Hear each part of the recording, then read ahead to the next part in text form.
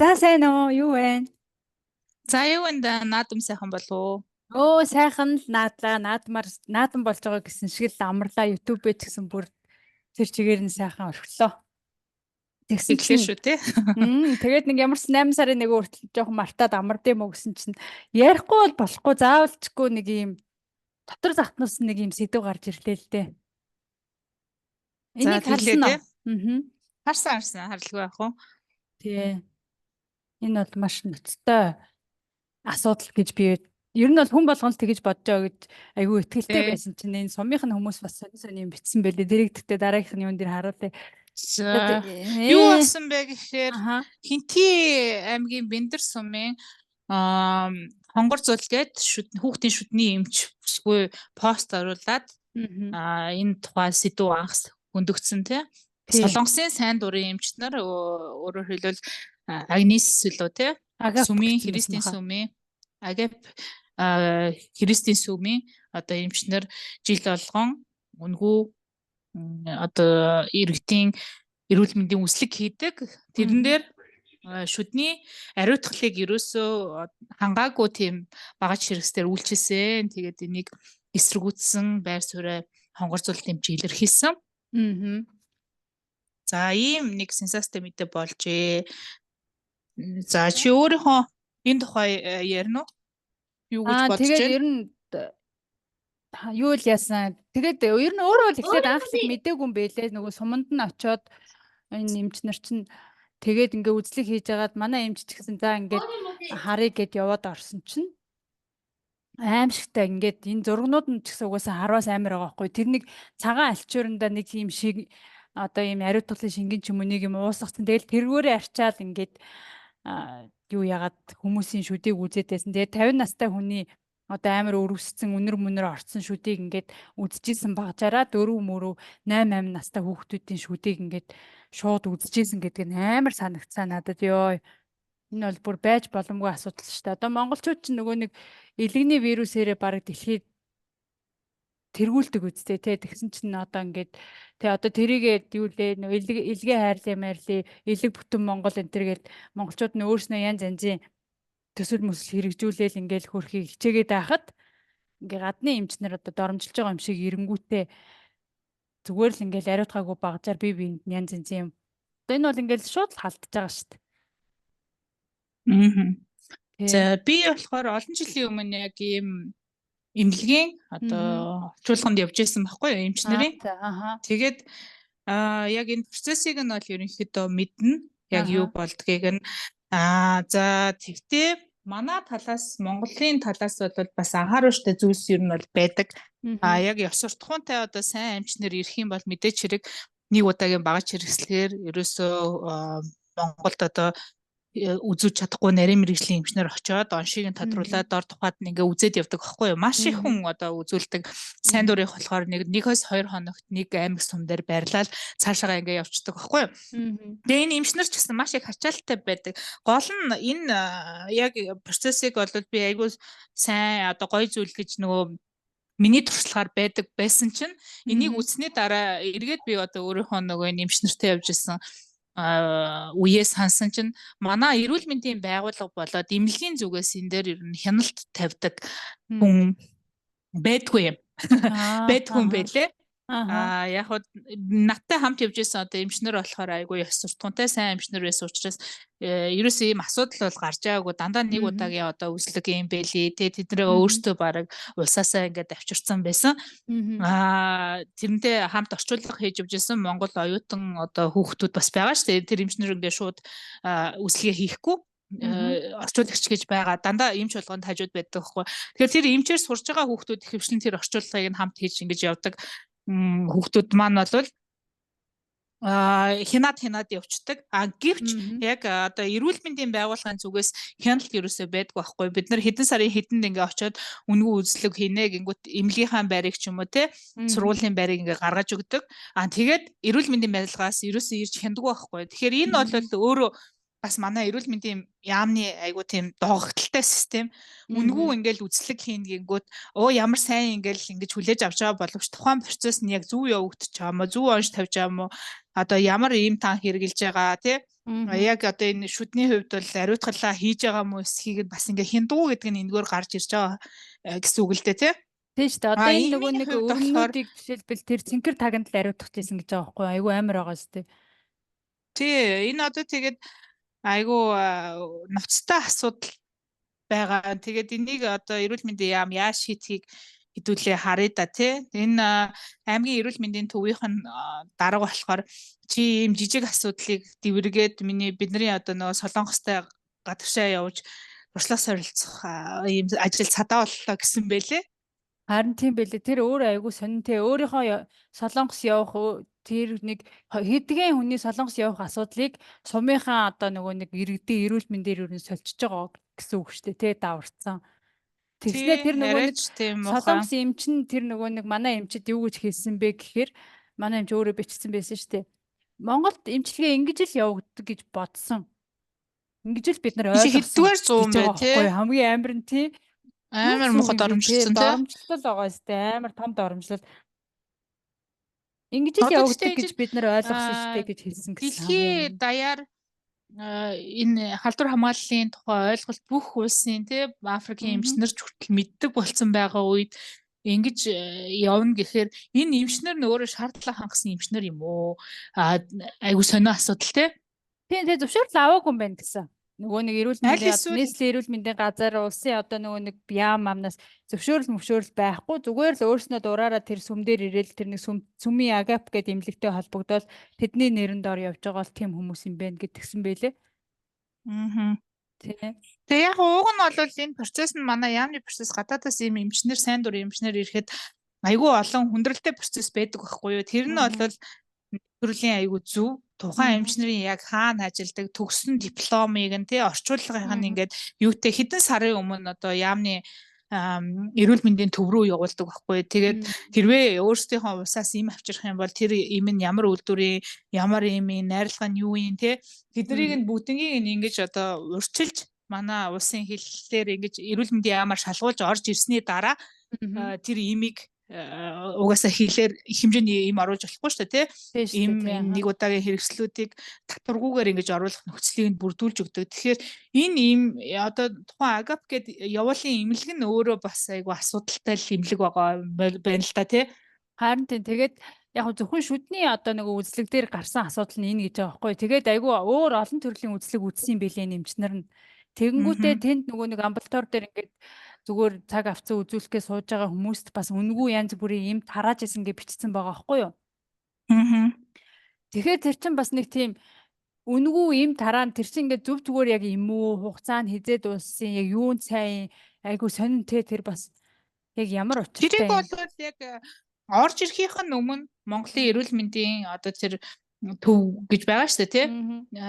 Нийтийн эрүүл ахуйн төв гэдэг нэг тийм газар байдیں۔ Тэр бол шалгадаг байхгүй. Гэхдээ тэр чинь зөвхөн бичиж цаасны төдөд. Тэрийг гайлаар орж ирсэн тохиолдолд нь бол гайлын ажилчид тулгаж үздэг юм. Харин яг тэр имээ хэрглэж байгаа эсхийг нь нутаг оронд ингээ үзлэг хийж яхад хэн ч шалгадаг байхгүй юу. Тэгэхээр яг энэ процесс амар сүртэй эхлээл ингээл цаасаар эм чинь ямар эм орж ирэх юм гэж үзэж үзснэ. Гайлаар гарсан юмдаа л шууд найдчихж байгаа хгүй. Орж ирсэн тэр имийг ашиглахгүй өөр юм ашигласан байвал яах вэ гэдэг юм чинь бас асуудал шүү дээ тий. Тэгээд тэр нутаг оронд үзүүлж байгаа үед хэн ч ирдэггүй байхгүй юу. Тэд нар яг эрэхтэй одоо яг тийм процессор ирсэн үү зүгээр л за нэг сүм урьлаа бид нар ингээд гээл онгоцон цуугаад хүрээд ирсэн үү бас барьцгүй тий. Тийм бас барьцгүй. Тэгтээ зөвшөөрлгүй байсан гэхийг бодоход ерөөсөө ийм үзлэг үзүүлэн ингээд эрүүл мэндийн яамд юугаа хүсэлтэд тавиагүй л байсан хүмүүс гэсэн үг л дээ.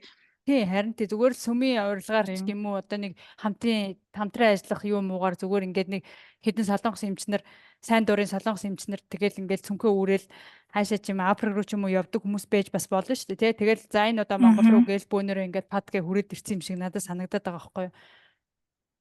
Тэгээ гол нь одоо агапи гэдэг явуулын имлэг тэр нь бол Монгол байрны суурин үйл ажиллагаа явуулдаг имлэг байлаа шүү дээ тий.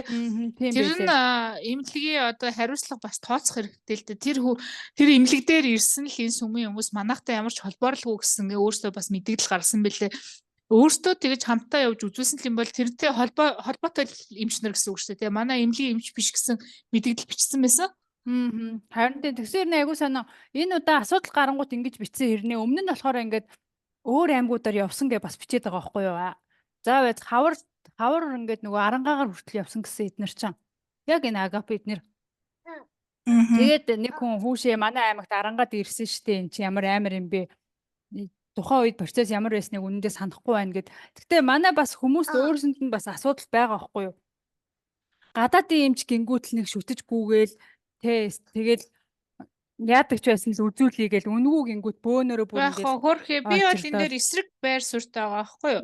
Ягаад вэ гэхээр нийтийн одоо эрүүл мэндийн асуудал гэдэг чинь Улаанбаатар хотод л бид нар амарлаг мэдээл ингээ яриад байгаа боловч хөдөө тэр хол сумд байгаа малчин иргэд болвол ямар халдвар хамгааллын тухай ямарч мэдээлэлгүй байдаг байхгүй юу? Гадны эмч ирлээ гингүүт амар сайн гин дээрэс нь гадны эмчнэр үзлэг хийхээр имээ одоо нөгөө үнгүй өгдөг болохоор сайн юм ингээл авах гал бүгд зарим нь бол бүр өвчнөчгүй хүн орж ирдэг байхгүй ингээ нэг худлаа өвчнөд очоо тий тэгээ нэг тэр имийг нь хадгалж авах гад дараа ийм нэг асуудал тохиолдонгууд ядахта толгоо өвдөж гэж хамаагүй орж ирмээр болоод байдаг байхгүй юу тэгээ тэр хүмүүсийн энэ одоо хандлага чинь нийтийн энэ нөгөө эрүүл мэндийн ойлголтыг бид нар бас шууд үгүйсгэл болохгүй байх гэхэд одоо хаашаа чинь те тэр чинь өөрчлөлт болно. Тэр чинь уг нь манай эрүүл мэндийн яамны хийх ёстой ажил те нөгөө байнгын awareness буюу ингээд бүх хүмүүст мэдээлэлээ түгээж явах ёстой. Зөвхөн эмнэлэг дээр нэг юм памфлет танилцуулах жижигхэн юм зүйл байх биш те. Телевизийн сувгуудаар радиогоор ч юм уу те байнгын юм эрүүл мэндийн мэдлэгийг нь дээшлүүлж явах ёстой. Ажлаа л хийхгүй байх гэсэн үг байхгүй манай эрүүл мэндийн яам. Тийм байна те. Тэгээд нөгөө нэг гадаадаас нэг сайн эмчнэр ирээд нөгөөдөл нэг юм өгч ингүүд нэрээ өвчнгүүч байсан нэг очиод нэг им сайн им аваад хадгалчихъя гэж бас бодогддог л байх та чаавас. Тэгээд түүнээс гадна бас маш үнэхээр хүнд өвчтөй хүмүүс бас ирдэг л дээ. Яг энэ гадны эмчт Монголд оншин тодорхойгүй болсон. Хотод ирээд нөгөө энэ процессын дагуу үзүүлэхээр хөдөө мал зална хэцүүдсэн хүмүүс те сум дундын эмнэлэг одоо аймгийн эмнэлэг энтерт очихоор оншин тодорхойгүй маш олон хүмүүс яг энэ гадны эмч гэдэг дээр ирдэг байхгүй. Тэгэхээр энд бол яг хуу Баг үедээ бол тусалж байгаа шүү дээ. Бүх одоо энэ ирж байгаа эмчнэр муу гэсэн үг биш. Энд чинь сайн дурын аюул олон эмчнэр Монгол жил болох ирдэг. Бүх улсын л эмчнэр бараг ирдэг байхгүй юу? Тэгээд энийг харин бид нэр яаж одоо нөгөө хяналттай байх вэ гэдэг дээр нь л анхаарах хэрэгтэй байна л да. Тэгээд орж ирэхтэн ч гэсэн бас амар хүн сурталтай байж бас болохгүй те. Хэрвээ тэх юм бол бас нөгөө сайн хүмүүс нь бас өргөчих магадлалтай те. Тэгэхээр одоо ерөн зүгээр шатандаа яг нэг тунгийн тааруулаад явж ивэл ер нь яг би бол тэрний бол эсрэг байр суурьтай байгаа. Яагаад тэгээ гэхээр орж ирэхэд нь үнэхээр сайн шалах хэрэгтэй. Тэр эмнүүд бол зүгээр л ингээд нөгөө масаар ингэж орж ирж байгаа эмийн дунд хар тамхич орж ирэх магадaltaй учраас үнэхээр тэрнийх нь одоо нөгөө нэг процессын бичиг энтрийг нь авах хэрэгтэй. Манай дээр эрүүл мэндийн яамын хэрэгжүүлж байгаа тухайн эмчнэрийнх нь одоо үзлэг хийх эрхийн бичиг гэж байна шүү дээ тийм ээ одоо нөгөө ангаахад сураад төгссөн үзлэг хийх одоо эрхтэй гэдэг ийм бичиг энтрийг нь бүгднийг шаарддаг байхгүй ямар сургууль төгссөн ямар чиглэлийн эмчнэр одоо тухайн улстай ямар чиглэлээр ажилладаг энэ бүгднийг алтан тамгатай бичиг шаарддаг тэр бол заавал шаардах ёстой зүйл энийг амар төвхтэй гэж төгшөөгөөд байж бас болохгүй тэрийг бүрдүүлж чадахгүй байна гэхээр нөгөө эмч чинь өөр асуудалтай эмч бол ишээ ирж гин гэсэн үг шүү дээ тий тэрийг одоо ирснийхэн дараа харин аймгийн эрүүл мэндийн төвөөс тухайн сум аймаг дээр тий үзлэг хийж байгаа тохиолдолд хин нэгэн хянжих хэрэгтэй байгаа байхгүй юу тэгэхээр тэрийг одоо энэ асуудлаас болоод анхаараасай л гэж найдаж байна анхаарах тэрийг тэгтээ одоо яг ингээд сүмийн шугамар зүгээр ингээд үүргэвчээ үүрэл ирж байгаа хүмүүсийг бол яаж хянамаар юм бэ те зүгээр аялах гад ирж ийна гэд бичгээр ороод ирж байгаа хүмүүс бол бас хэцүү юм байна одоо ингээд зарим хүмүүс хор ингэж бичээд байгаа байхгүй юу аймгийн эрүүл мэндийн төв хянах хэрэгтэй байхгүй яа тэгэхээр чинь зар явж байгаа штэ өнөөдөр манай аймаг дээр үнгүү гадны эмчнэр үзнэ гэхээр очоод тэрийг шалгачдаг байх хэрэгтэй байхгүй аль эсвэл тэрний өмнө угаасаа мэддэгдэх тийм процедур байгаа штэ те тэгэхээр тэрний хажууд бас нэг хүн ч юм уу тухайн эмнэлгийг ингээд түрээслээд байх юм байхгүй л дээ зүгээр хоослоод тэр өдөр ингээд үслэг хийж байгаа шүү дээ. Үнэгүй үслэг хийж байгаа үед нь тухайн эмнэлгийн эмчнэр ч юм уу ирээд хажууд нь юм сурангаа хянах хэрэгтэй байхгүй. Ингээд процесс нь яг зөв явж гэнэ үү? Зөв юм өгж гэнэ үү гэдгийг тэр өдөр ингээд амралтаа аваад бүгдөө пар хийгээд алга болчихгүй те. Тэр имлэг нөө аль эсвэл сургууль дээр ихэнхдээ эднэрч нөгөө имлэг чинь бас үйл ажиллагаа байнга явуулж явах хэрэгтэй учраас имлэг биш ихэнхдээ сургуулийн байран дээр ингээ үслэг явагдтыг. Тэр хин нэгэн очиж тэрийг хянах хэрэгтэй. Тэр бол угаасаа тухайн орон нутгийн эрүүл мэндийн байгууллага хянах хэрэгтэй байхгүй. Өөр хотоос хүн дагаа явна гэж байхгүй шүү дээ. Тий харин одоо манай энэ эмчшгэл ингээл зүгээр нэг ороод харцад болж байгаа байхгүй тий. Тий. Тэгээд зарим хүмүүс болохоор манай нэмчийг шүгэл үлээлээ гэж бичээд байгаа байхгүй. Энд чинь шүгэл үлээх тийм хэмжээний асуудал биш. Угаасаа л тэр халдвар хамгааллын стандарт гэдэг юмыг олон улсад бүх шатанд ингээд хариуцгал ёстой юм шүү дээ. Тэгэнгүүт айгүй муухай хариуцлагагүй хандж байгаа. Энэ монголчуудад бид нар ингээд яаж чансан яах вэ гэсэн тэр сэтгэл нь өөрөө айгүй онцгой байгаа байхгүй юу? Тэгээ энэ эмчрүү бас нутаг орны хүмүүс айгүй их ууралсан байлаа. Тэр бол уг нь өөрсдийнх нь төлөөл хийж байгаа зүйл хамтдаа өөртөө монгол хүмүүс бие биендээ хайртай баймаар байгаа нь тий. Тэгэхгүй одоо чи бид нарыг гадаад эмчид үзүүлэх энэ ажил бараг сатаа боллоо гэд ингээ ууралж байгаа нь бол айгүй муухай санагдаж байгаа. 2-3 хоноод явах хүмүүсийг өөрийнхөө өрсөлдөгч гэж бодцсон ч гэж ах шиг тий нэг амар өөрснийхөө яагаад зарим хүн юм сэтгэлтэй сэтгхүүтэй байдیں۔ Тий. Тэндээс авах тэр хүмүүсийн тэр сэтгэлийг уншингууд за эднэр тэгэл хүртгээстэйгээ л хүрч байгаа юм байна гэж бараг бодогдож байгаа юм чинь. Гэтэ одоо тэргээр юу ч дамжиж болно шүү дээ. Хамгийн энгийн бол илгэний вирус байна. Даараас нь доох энтер гэх мэтчлээ одоо цусаар халтдаг тий. Бүх төрлийн юм тэгээд өвчин тий халдварлах боломжтой байхгүй. Тэгэнгүүт тэрийг одоо насан туршдаа хариуцах хүмүүс нь өөрсдөө шүү дээ тий. Бид нар тэгээд энэ бол миний асуудал биш ээ гэд бас хайчиж болохгүй. Яа тэгэхээр тэр хүмүүстэй чинь л эргээл бидний үр хүүхдүүд суун тий алинтай суухыг бид нар мэдэхгүй шүү дээ. Тэгэхээр чинь энэ нийгмийн эрүүл мэндийн асуудал ч бол бүх хүмүүсийн санаа зовох асуудал гэж би бодож байна. 50 настай хүний шүдийг ухсан тэр юмараа 4 настай хүүхдийн тий тэр 50 настай хүн хаагур ч юу хийж ямар ч өвчин тусч ингэж идгээж мэдгээж яаж явж ирснийг мэдэхгүй. Тэр 4 настай хүүхд зүгээр л энгийнээр бодоход нэг БЦ вирус авал яах вэ? Тэр ингээд насан туршдаа тэр өдөр шал дэмий солонгос эмчнэрт үзүүллээч гэдэг юм уу нэг тийм айгу муухай штэ тэр чинь. Тэгээд сүүн шүдэн чи ингээд унаагүй байгаа хүүхдийн юуг 50 настай хүний ингээ өргөсцөн бүр ингээ үнэр орцсон шүд гэж бичиж байгаа байхгүй. Над ингээ төсөөлөгдөд байгаа байхгүй. Тэрийг ингээ тэрний юу яасан ингээд хямсаа мямсаа тэр нөгөө ухсан багжаараа тэрийгээ зүгээр тэр цагаан алчуурандаа арчаад 4 настай хүүхдийг үдсэн гэсэн чинь бүр арайчтай гэж бодогцсон. Арай л ингээд сум гэхээрээ л одоо юу ч мэдхгүй харанхуй бүдүүлэг байдаг гэж бодоод байгаа юм уу? Эсвэл монголчууд ер нь тийм гэж бодоод байгаа юм нэг айгу дээрлэхүү байгаа сте тий. Дэрлэхүүл байна, доромжилжил байна. Дээрээс нь манайхан үнэхээр л бас юм мэдхгүй байна.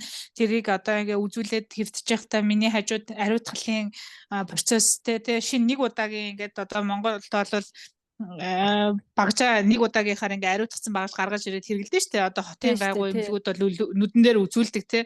Тэгээд энийг мэдхгүй л байна гэсэн үг байхгүй юу манайхан. Тэгээд нийтийн тэр одоо эрүүл мэндийн боловсрол бас муул байна гэсэн үг. Гэхдээ энээс гадна бид нар бол саяхан чөлөөдөө босон тохиолдол байгаа штэ тий. Налахад байдаг. Одоо жирэмсэн эмэгтэй тий. Яла тий тэр юуны нөгөө нэг бохир юунаас болоод хүүхэд одоо хүндэрсэн асуудал гарсан шүү дээ тий. Тэгээд шарах мархан идэхгүй гэд нэг юм болоодсэн тий. Тэгэхээр тэр бол бас хот хөдөө ялгаагүй л бидний нийгмийн эрүүл мэндийн асуудал урсадмал байна л гэсэн үг байхгүй. Энэ мэдээллийг эрүүл мэндийн яам гэдэг чинь цорын ганц өвдсөн хонь нэмшилдэг байгууллага бас өөрчлөлт сэргийлнэ гэдэг чинь айгүй чухал гэдгээс л санах хэрэгтэй л байна л да. Одоо яамнаас бид нар шаардах хэрэгтэй л байх та тий. Тэгээд уг нь ингээд юуг харахад одоо би нөгөө нэг саяхан нэг дээр үе бүү мартчихлөө мартах учиргүй ч үлээ түүх мартахгүй ч үлээ нэг кино үзсэн. Тэгсэн чи тэр нөгөө нэг одоо соёлын товтлогоо гээл нэг юм явуулаад тэгэл ингээл бүх хүмүүсийг усанд оруулаад ингээл ариутгал халдваргүйжүүл тийм юм байх хэрэгтэй гээл. Тэгээ ингээд намайг бага байхад зүгээр ингээд хөдөө ингээд сумын одоо зүгээр айл ингээд тариа ихтэй хүртэл ариутгаж ийн гээл нэг юм сонин шилэн тариагаа ингээд буцалгаад байдаг байсан байхгүй. Тэг ингээд бодохоор тэр хүмүүс уг нэг юм ариутгалын юм мэддэг байсан байгаа байхгүй юу. Тэгсэн чи одоо яагаад ингэж бүр хүмүүс бүр ингэж дороотчууч гэж бодох шиг сонио. Яг энэ ч одоо нөгөө бас л эргээл боловсролын системтэй холбоотой байна тий. Эргээл нөгөө боловсрол руу тий ороод байгаа байхгүй юу. Тий. Эрүүл мэндийн хичээллүүд одоо юуны нөхөн өрчмөн хичээлүүд тий. Тэндээс одоо цагийг нь илэрхий багасгаснаас тайлбарлагдсан гэсэн хэрнээ ингээд нэг тийм энгийн наад захын одоо ийм амьдралын юмнуудыг ингээд мэдчих ёстой юм а мэдхгүй байгаа нь хамгийн амар тий. Тэрний тухайд ингээ мэдээлэл энэ нөгөө нэг бүх хүмүүс чинь одоо боловсрал авах ёстой гэсэн Монгол улсын хууль байна шүү дээ тий. Тэгэхээр тэр энэ боловсролын асуудал дээр л эргээд очих болов гэж би бодож байна. Энэ олон хичээл байснаас тэрний хичээлийг нь одоо багасгаа чухал хичээллүүдийг бас оруулж ирэх хэрэгтэй. Эрүүл мэндийн хичээл байна тий. Нөхөн өрчмөн хичээл байна. Намайг байгаад байхад бол нөхөн өрчмөн хичээл гэж ордог байсан. Би тэндээс анхны одоо бүх мэдгэдэгтүүнээ авч исэн. Тийм шүү дээ ордог байсан. Тэгээд тий эрүүл мэндийн хичээл ордог байсан. Тэндээс одоо энэ халдвар хамгаалалт тий анхны мэдгэдэгтүүнийг аваад тэнд зааж чадаагүй юмнуудыг нь бол памфлет байдлаар ингээд бид нарт тараагаад өгсөн. Тэр номыг бол өстой амар уншаад баруун солиог уншаал ерөнхийдөө анхны мэдлэгээ авсан байхгүй. Тэгэхээр тэгж л авахгүй бол хүүхэд өөрөө сонирхоод эрүүл мэнд гэдэг чи юу вэ? Би яаж өвчин авдгийг ингээд сонирхох хүн биш шүү дээ тий. Ерөөсөө тийм тэр мэрэгчлэр сураагүй бол жирийн хүн тэрийг ингээд уншаад авах тийм одоо боломж тэр болгон байхгүй. Тэгээд нөгөө нэг хүн бичсэн байсан. Одоо соёлын давталгаагаа дахиад явуулд юм уу та гэд. Хоёрт одоо нөгөө нэг атрын аян гэл нэг дээр явуулж исэн байлаа шүү дээ. Тэрийг нэг үргэлжлүүлээл атрын 1-р аян, 2-р аян, одоо сүүлдээ 3-р аян гэл нөгөө нэг үргэлжлүүлж байгаа шүү дээ. Тэ тэрэн шиг соёлын давталгаа 2 гээд дахиад нэг ингэж явуулаад бүр ийм сүртэй ингэж ийм том эрүүл мэндийн юу явуулд юм уу гэд нэг хүн бичсэн байсан. Надад бол тэр айгу зөв санагдсан. Ер нь тэр зөв санагдаж байна тий. Одоо сүүлийн жилүүдэд бас ярьж байгаа мэдээлэл хүргээл ингээл бүр яриад ингээд нэг тархинд нь суулгаад өгвөл бас арай өөр штэ тий. Тийм. Одоо тэрийг бол дэмжиж чинь сүүлийн жилүүдэд яриад байгаа шүү дээ. Тэмбүү бол газар амар авцсан байгаа Монгол бүр аюултай төвшөнд очсон байгаа гэдэг чинь өөрөө бас эрүүл мэндийн боловсралгүй байгаагийн шинж байхгүй юу? Яавал тэмбүү авдгийг нь ч мэдэхгүй хүмүүс ингээд байж штэ тий. Одоо бэлгийн замын өвчнүүдийн нэрийг нь ч мэдэхгүй те яахаар халддгийг нь ч мэдэхгүй би бараг нийтийн 0 суунгууд ингээ бэлгийн замын хөвч авцсан болов гэд ингээ асууж байгаа одоо эмэгтэйчүүдийн группт байгаа өсвүүчүүд маш их байгаа. Тэгэхээр тэр чинь нөгөө мэдлэггүй байгаагийн л шинж гэсэн үг л дээ. Ерөөсөө ахуйн замаар халдах боломжгүй өвчнүүд бас байна штэ те зөвхөн бэлгийн замаар халдах өвчнүүд тэрийг ингээ мэдэхгүй байна гэхээр нийтийн л энэ мэдлэг боловсрал айгу бага байна те. Одоо тэгээд ямар ч гэсэн эрүүл мэндийн яам, эрүүл мэндийн газар гэдэг ер нь шатны байгууллагуудаа нөгөө манай эмч маань өргөл гаргаад явж байгаа юм бэлээ. Тэгээд өөрийг хавчаад авах нь уу ямар арга хэмжээ авах нь бас бүгдээрээ тэгээ харж л бай та тий. Манайхан ч бас эвгүй сүгээр бол маш бахархсан залуучуудын тий ийм зөрөгтэй дуу хоолой юмыг харчаад тараагүй юм шиг өнгөрөхгүй тий ийм шинэ үе эхэлж байгаад айгу баяртай байгаа. Одоо дээхэн үеийн хүмүүс бол за өөртөө түүгүүтхэн нэмэр гэл ингээл харсан чараагүй юм шиг өнгөрдөг хүмүүс байдаг. Энэ залуу үеийнхэн бол бас арай өөр байгаа нь үнэхээр сайхан санагдаж байна. Тий хамгийн анхных нь пост бас айгүй мундаг байсан. Ингээд энэ солонгос эмч нар ингэж ариутгаж ингэж хийгээд байна. Би өөрөө ингэ сумын эмч болохоор тийм мундаг хадваргүйжүүлэх гаргалтны ингэ мэдхгүй байгаа юм болов гэд ихтэй өөрөөсөө асуусан байгаа байхгүй тэр хүн чинь. Тэгэл тэрэн дээр нь юу ярина вэ? Тийм байхгүй штэ гэл хэлэнгүүт тэрийг ингээд шууд постуудаа араас нь бичсэн байгаа байхгүй ингэж байна гэд. Эхлээд уг нь бас аймгийнхаа эмнэлгийн удирдлагууд хэлсэн байлээ ийм юм болоод байна штэ гэсэн чинь чи чимээгүй бай. Ер нь баг чамд хамаагүй гэд өөрийн баг тэгэж хөөгч хасан гэсэн тэгэнгүүт ер нь фэйсбүүкээр бичигээл шийдэл юу байсан бэлээ. Тэгээд нөгөө солонгос эмчтэр нь гэсэн аргадахж айгүй хүчсэн байл шүү дээ. Тантай ингээд хамтран ажиллах санал мань 50 гэл айгүй хүчсэн бэлээ. Тэгээ надад бол тэр мэрчийн сонирн биш ээ гэ тий. Тэгэхээр айгүй бахархсан би ч гэсэн нэмчээр айгүй бахархсан мундаг. Тэгээд хүмүүс тэгтээ нөгөө ингээл наадмаар бүх мөхийг ингээд сэвэл хоёр талд юу яасан шиг ингэж энэ асуудлыг сэвэхгүй байгаа нь өөрөө айгүй жоохон тийм гомдмор санагдаад байгаа шүү дээ. Сэвх ёстой байхгүй энэ чинь бүр тэхээс тэгэх гэж хүмүүс юу бол болж байгаа юм бэ гэдэг. ер нь тараагаалах шиг байлаа. Би бол зөндөө л харсан. Яг Facebook дээр хүмүүс тарааж байгааг тэгээд ямар ч байсан хонгор зүйл эмчтэй амжилт хүсье тий. Эрүүл мэндийн яам манай анхаарал таваасай. Иргэд бид нар өөрсдийнхөө хэмжээнд өөрийнхөө эрүүл мэндийн одоо асуудал бас хариуцлагатай байгаад зүгээр захын эмнэлэг орсон гэсэн тий халдвар хамгаалал нэг удаагийн тариа зөв хэрэгжилж гин үү шин ингээд юу задлж гин үү гэдгийг харж явах хэрэгтэй. Одоо эмэгтэйчүүд бид нар айгүй их маникюр педикюрт ордог. Тэрийг ариутгах гин үү, ариутгасан багаж хэрэгжилж гин үү гэдгийг лавлаад асуучихад юу ч унахгүй шүү. Тийм шүү дээ. Ямар ядаргаатай хүн болохоос бити ингээд төгш айгаараа тий. Хүмүүс намайг ямар ядаргаатай юм бэ гэж болчихгүй гээд ариутгсан юм хэрвээ байхгүй манайх ингээ хангамж муутай гэж тэгвэл ядартай өөрөө авч очиод нэг эмчилгээгээ хийлэгчдэг хэмжээнд мэдлэгтэй байгаарай л гэж. Хүсье да хүмүүсээсээ. Тэгээд хонгор зүйл эмчтэй бас амжилт хүсье. Дараагийн бичлэгээр уулзцгаая. за баяртай. За баяртай.